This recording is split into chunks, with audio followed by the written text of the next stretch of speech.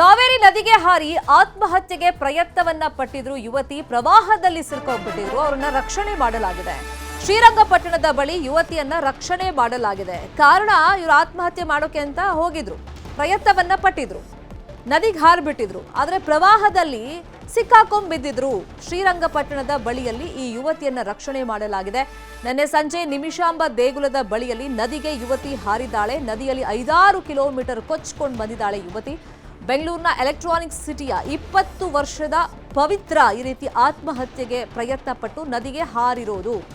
ಕಾನೂನು ವಿದ್ಯಾರ್ಥಿನಿ ಈಕೆ. ಮಧ್ಯದಲ್ಲಿ ಸಿಕ್ಕಾಕೊಂಡ್ಬಿದ್ದಿದ್ಲು.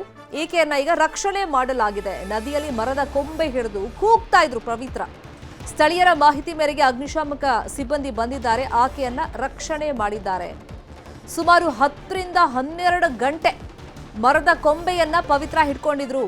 ರಾತ್ರಿಡೀ ನದಿಯಲ್ಲೇ ಕಾಲವನ್ನ ಕಳೆದಿದ್ದಾರೆ ಪವಿತ್ರ. ದೃಶ್ಯದಲ್ಲಿ ಮಾರ್ಕ್ ಮಾಡಿ ತೋರಿಸ್ತಾ ಇದೀವಿ ನೋಡಿ.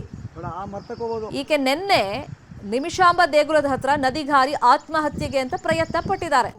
ಬರೀ 20 ವರ್ಷ ಈಕೆಗೆ. ಇನ್ನು ಕಾನೂನು ವಿದ್ಯಾರ್ಥಿನಿ. ಯಾವ ಕಾರಣಕ್ಕೆ ಆತ್ಮಹತ್ಯೆಗೆ ಪ್ರಯತ್ನ ಪಟ್ಟರೋ ಗೊತ್ತಿಲ್ಲ. ಆದ್ರೆ ಆತ್ಮಹತ್ಯೆ ಮಾಡ್ಕೋಬೇಕು ಅಂತ ಹೇಳಿ ನದಿಗೆ ಹಾರಿದ್ದಾರೆ.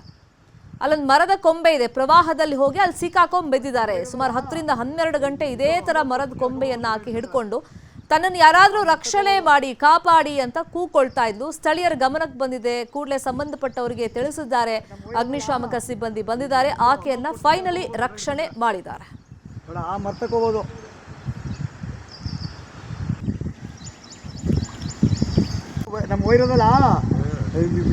ರಕ್ಷಣೆ ನಂತರದ ಫೋಟೋಗಳನ್ನ ನಿಮಗೆ ತೋರಿಸ್ತಾ ಇದ್ದೀವಿ.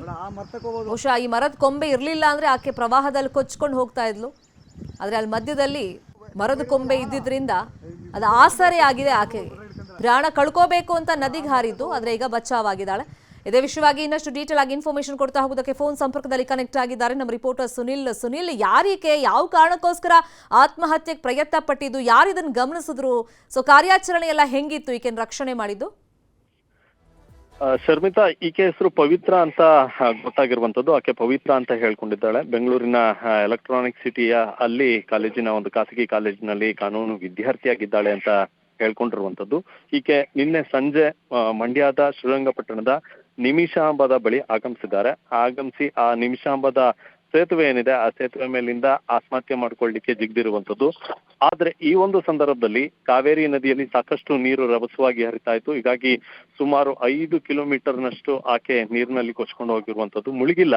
ಹೀಗಾಗಿ ಈ ನೀರಿನಲ್ಲಿ ಆಕೆ ಕೊಚ್ಕೊಂಡು ಹೋಗಿರ್ತಾಳೆ. ಹೋಗಿ ಮುಂದೆ ಒಂದು ಸುಮಾರು 5 ಕಿಲೋಮೀಟರ್ ಮುಂದೆ ಹೋದಂತ ಸಂದರ್ಭದಲ್ಲಿ ಒಂದು ಗ್ರಾಮ ಇದೆ. ಆ ಗ್ರಾಮದ ಬಳಿ ಏನು ಮರದ ಕೊಂಬೆ ಏನು ಸಿಲ್ಕೊಂಡಿತ್ತು, ಅಂದ್ರೆ ಪ್ರವಾಹದಲ್ಲಿ ಬಂದಂತ ಮರದ ಕೊಂಬೆ ಏನಿತ್ತು ಆ ಕೊಂಬೆಯನ್ನ ಈಕೆ ಹಿಡ್ಕೊಂಡಿರುವಂತದ್ದು. ರಾತ್ರಿ ಪೂರ ಆ ಒಂದು ಕೊಂಬೆಯ ಸಹಾಯದಿಂದ, ಅಂದ್ರೆ ಆ ಮರದ ಸಹಾಯದಿಂದ ಅಲ್ಲೇ ಆಕೆ ಉಳಿದುಕೊಂಡಿದ್ಲು. ಬೆಳಗ್ಗೆ ಆಕೆಯ ಚೀರಾಟವನ್ನ ಕಂಡಂತ, ಅಂದ್ರೆ ಗ್ರಾಮಸ್ಥರು ನದಿಯ ಬಯಲಿಗೆ ನದಿಯ ದಂಡೆಗೆ ಹೋದಂತ ಸಂದರ್ಭದಲ್ಲಿ ಆಕೆಯ ಚೀರಾಟ ಕೇಳಿಸಿದೆ.